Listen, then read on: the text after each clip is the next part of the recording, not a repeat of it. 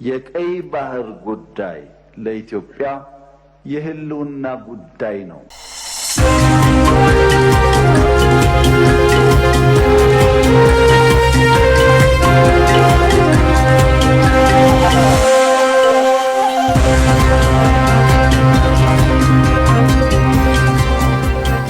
ከ3 ዓመት በላይ የዩክሬንን ግዛቶች በታንክና በሚሳኤል በሩሲያ እየነደዱ በቀጠሉበት ወቅት ፕሬዝዳንት ዘለንስኪ ሀገራቸውን ለድርድር ክፍት ናት ሲሉ ተናግረዋል። በሩሲያና በዩክሬን መካከል የመጀመሪያ ዙር በያዝነው ወር አጋማሽ ላይ በቱርክ አደራዳሪነት በተወካዮቻቸው በኩል ድርድር ተሞክሮ የነበረ ቢሆንም የሞስኮ ባለስልጣናት ብቻቸውን አማራጭ ዩክሬን ወደ ሩሲያ መዋሃድ ነው ብለዋል።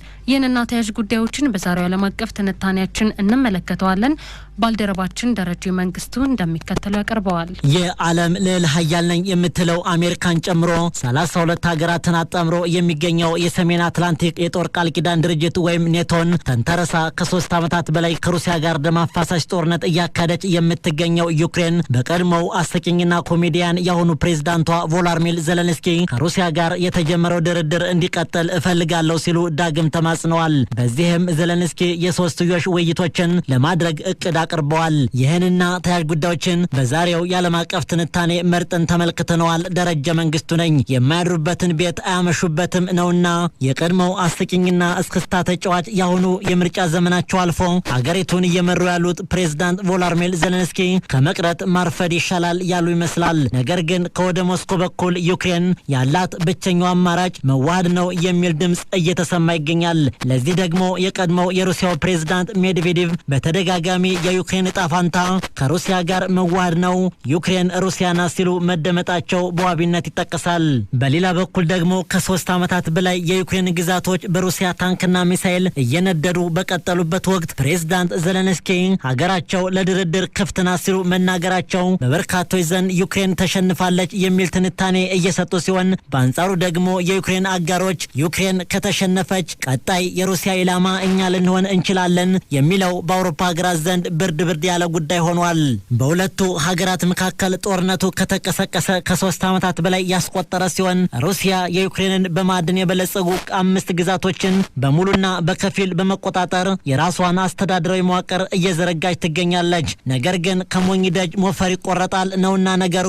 የዩክሬኑ ፕሬዝዳንት ቮሎዲሚር ዘለንስኪ በአሜሪካ ይሁንታ ከሩሲያ ጋር ድርድር በማድረግ የኪየቭ ግዛቶችን የማስመለስ እቅድ እንዳላቸው በተደጋጋሚ ሲናገሩ ቆይተዋል። በሩሲያና በዩክሬን መካከል የመጀመሪያው ዙር በያዝነው ወር አጋማሽ ላይ በቱርክ አደራዳሪነት በተወካዮቻቸው በኩል ድርድር ተሞክሮ የነበረ ቢሆንም የሞስኮ ባለስልጣናት ብቸኛው የዩክሬን አማራጭ ወደ ሩሲያ መዋሃድ ነው እያሉ ነው። እናም ዘለንስኪ ከሰሞኑ ትራምፕና ፑቲን በዩክሬን ጉዳይ ላይ አንዳች መግባባት ላይ ይደርሳሉ ተብሎ ቢታሰብም የተጠበቀውን ያህል ባለመሆኑ ከዚህም አልፎ ትራምፕ ፑቲንን እያበደ ነው ሲሉ በመተቸታቸው ጦርነቱን ለማስቆም ያለው ተስፋ እየተመናመነ በመምጣቱ ያሳሰባቸው ይመስላል። ከዚህ አንጻርም ዘለንስኪ ሰላማዊ የጦርነት ማቆም ንግግሩን ለማስቀጠል አሁንም ሌላ አማራጭ ይዘው ብቅ ብለዋል። እናም ዘለንስኪ ከትራምፕ ጋር ለመነጋገር ዝግጁ ነኝ፣ ትራምፕ ደግሞ ለፑቲን ቅርብ ናቸው ያሉት ዘለንስኪ ስለዚህ ለመነጋገር ቁርጠኛ ነኝ ሲሉ የሶስትዮሽ መንገድን እንከተላለን ብለዋል። በአንድ በኩል ድርድር፣ በአንድ በኩል ደግሞ የጀግነት ወኔያቸውን እያሰሙ ከ3 ዓመታት በላይ ወደ ፍርስራሽነት እየተቀየረች ያለችውን ሀገር እየመሩ ያሉት ዘለንስኪ ግራ የተጋቡ ይመስላል። ሩሲያ በዩክሬን ሱሚ ግዛት ድንበር አቅራቢያ 50 ሺህ ወታደሮችን እያሰፈረች ነው የሚሉት ዘለንስኪ የዩክሬን 10 ኪሎ ሜትርን የሚሸፉን ቀጠናን ለመቆጣጠር እየተዘጋጁ ነው ሲሉ ፕሬዝዳንት ቮሎዲሚር ዘለንስኪ ከሰዋል። በእርግጥ የዩክሬን ሰው አልባ አውሮፕላኖችም በሞስኮ አቅራቢያ በሚገኘው የሩሲያ ዩኤፍ ኢንተርፕራይዝ ላይ ማነጣጠራቸው ተዘግቧል። በደርዘን የሚቆጠሩ የዩክሬን ሰው አልባ አውሮፕላኖች በሞስኮ ላይ በዛሬው ዕለት ጥቃት ለመፈጸም ሞክረው የነበረ ቢሆንም በሩሲያ አየር መከላከያዎች ተመተዋል ሲሉ የሩሲያ ባለስልጣናት አስታውቀዋል። ተስፋ ተጥሎበት የነበረው ያወዛጋቢው የአሜሪካው ፕሬዝዳንት ዶናልድ ትራምፕ የአደራዳሪነት ተስፋ እየጨለመ መምጣቱ ደግሞ የሁለቱ ሀገራት ጦርነት ለመቀጠሉ ማሳያ ተደርጎ ይወሰዳል። ባለፈው ሳምንት ከሩሲያው ፕሬዝዳንት ቭላዲሚር ፑቲን ጋር የስልክ ውይይት ያደረጉት ትራምፕ የተኩስ አቁም ሁኔታዎችን የሚገልጽ የሰላም ስምምነት ላይ በቅርቡ እንደሚደረስ መናገራቸው ይታወሳል።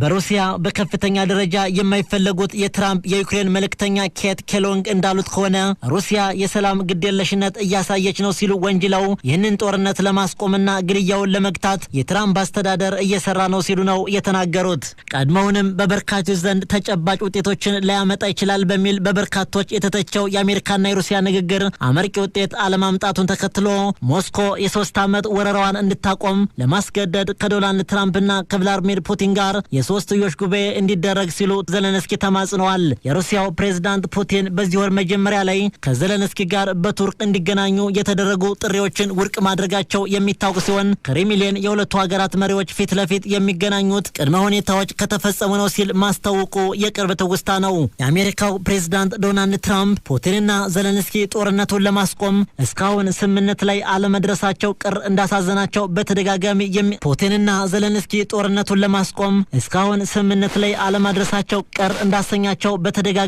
የሚገልጹት ትራምፕ ፑቲን በሁለትዮሽ ስብሰባ የማይመቻቸው ከሆነ የሶስትዮሽ ውይይት ለማድረግ ቁርጠኛ ነኝ ሲሉም ዘለንስኪ ግን ተናግረዋል። የሶስትዮሽ ውይይት ለማድረግ ዝግጁ መሆናቸውን ያሳወቁት ዘለንስኪ ዋሽንግተን በሞስኮ የባንክና የኤነርጂ ሴክተር ላይ ከባድ ማዕቀብ እንድትጥልም አሳስበዋል። ትራምፕ በበኩላቸው ሩሲያ ለድርድር ቁርጠኛ ካልሆነች ማዕቀብ እንደሚጥሉ ዝተዋል።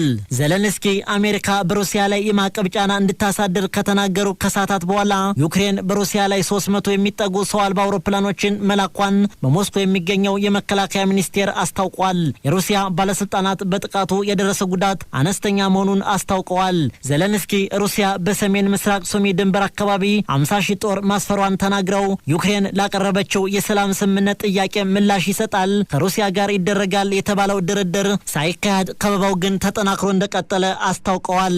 የዓለምን የፖለቲካ አሰላለፍ ውስብስብ ሁኔታ ውስጥ ከተውት የነበሩት ትራምፕ የሩሲያና የአሜሪካ የሰላም ግንኙነት በአሁኑ ወቅት ከ3 ዓመት በፊት ወደ ነበረበት የፖለቲካ ውዝግብ ውስጥ ገብቷል። ለዚህ ማሳያው ደግሞ ዶናልድ ትራምፕ ቭላድሚር ፑቲን በሳት እየተጫወቱ ነው ሲሉ አስጠንቅቀው በሩሲያ ላይ ማዕቀብ እንደሚጥሉም ተናግረዋል። የትራምፕ የቅርብ ጊዜ ንግግሮች ለበርካቶች ግራ የሚያጋባ ሲሆን ቭላድሚር ፑቲን እብድ ናቸው ሲሉ ሲወነጅሉ፣ ክሬምሊን በበኩሉ ትራምፕ ባቋማቸው የማይጸኑና ለስሜት ቅርብ ወይም ስሜታዊነት የሚያጠቃቸው ሲል ተመጣጣኝ ትችት ሰንዝሯል። ጦርነቱን ለማስቆም ዲፕሎማሲያዊ ጥረቶች ከቅርብ ሳምንታት ወዲህ ተጠናክረው ቢቀጥሉም ፑቲን ግን የሰላም ድርድሩን አቆመዋል ተብለው ተከሰዋል። ቭላድሚር ፑቲን ያልተገነዘቡት ነገር ቢኖር እኔ ባልሆን ኖሮ ብዙ መጥፎ ነገሮች ሩሲያ ላይ ይደርስባቸው ነበር፣ ፑቲን ግን በሳት እየተጫወቱ ነው፣ በእውነቱ ይህንን የተገነዘቡት አይመስለኝም ሲሉ ገልጸው መጥፎ ሲሉ የገለጹትን ነገር ግን ትራምፕ ከመናገር ተቆጥበዋል። ዋል ስትሬት ጆርናልና ሲኤንኤን ሪፐብሊካኑ በዚህ ሳምንት መጀመሪያ ላይ አዲስ ማዕቀብ ሊጣልባቸው እንደሚችሉ ዘግበዋል። ትራምፕ ባሳለፍነው እሁድ ዕለት ለጋዜጠኞች እንደተናገሩት እንዲህ ያለውን እርምጃ በፍጹም እየዘመነ ነው ብለዋል። በዚሁ ንግግራቸው ላይ ከዋይት ሀውስ የወጣው መረጃ እንደሚያሳየው ከሆነ ትራምፕ ሁሉንም አማራጮች ለመውሰድ በሮቻቸውን ክፍት እያደረጉ መሆኑን አስታውቋል። የዋይት ሀውስ የፕሬስ ሴክሬታሪ ለአሶሺየትድ ፕሬስ በሰጡት መግለጫ ይህ ጦርነት የጆ ባይደን ጥፋት ነው፣ እናም ፕሬዝዳንት ትራምፕ በድርድር ላይ የተመሰረተ የሰላም ስምምነት ማየት እንደሚፈልጉ በግልጽ ተናግረዋል። የዲሞክራቶች ተወካይና የቀድሞው የአሜሪካ መሪ ባይደን ከሩሲያ ወረራ በኋላ በሞስኮ ላይ ከፍተኛ ማዕቀቦችን መጣላቸው ይታወሳል። ነገር ግን የፑቲን አድናቂ እንደሆኑ የሚነገርላቸው ከሰሞኑ በነበሩ ሁኔታዎች ግን ክፍተቶች የታዩባቸው ትራምፕ እስካሁን በሩሲያ ባንኮች ላይ የሚጣሉትን አውዳሚ ማዕቀቦችን አስወግደዋል። ነገር ግን የትራምፕ የቅርብ ጊዜ ተግሳጾች በፑቲን ላይ የነበራቸው አመለካከታቸው ከፍተኛ ለውጥ እያሳዩ መምጣታቸውን እያመላከተ ይገኛል። የሩሲያና የዩክሬን ጦርነት በ24 ሰዓት ውስጥ አስቆመዋለሁ ሲሉ ለ2024 የአሜሪካ ፕሬዝዳንታዊ ምርጫ ሲናገሩ የቆዩት ትራምፕ አሁንም ቀጥሎ ሩሲያ በዩክሬን ላይ በቅርብ በሰው አልባ አውሮፕላን ጥቃት የ13 ሰዎችን ሕይወት ቀጥፋለች መባሉን ተከትሎ ትራምፕ በፑቲን የተከፉ መሆናቸውን በንግግራቸው አሳብቀዋል። በእርግጥ ትራምፕ ከ8 ቀናት በፊት ስልክ ቢደውሉም የ2 ሰዓታት ንግግር ቢያደርጉም ሩሲያ ግን ጥቃቷን አሁንም አጠናክራ ቀጥላለች። በሌላ በኩል ደግሞ ኬቭ በአንዳንድ የአውሮፓ ሀገራት ድጋፍ ሩሲያ የጀመረችውን ድርድር ለማክሸፍ ጸባጫሪ እርምጃዎችን ወስዳለች ሲል የሩሲያ የመከላከያ ሚኒስቴር መወንጀሉም ጉዳዩን የበለጠ አባብሶታል።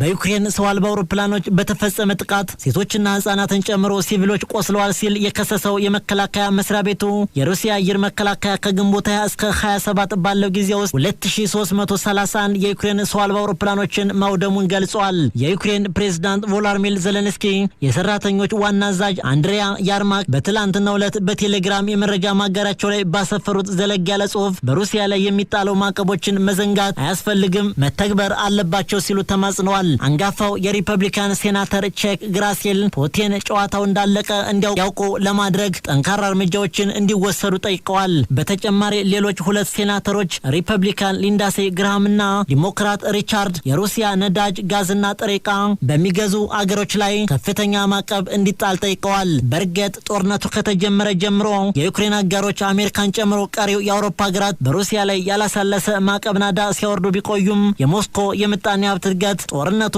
ከተጀመረ ወዲህ በ2.2 በመቶ ማደጉን ዓለም አቀፍ የብዙሃን የመገናኛ አውታሮች ዘግበዋል።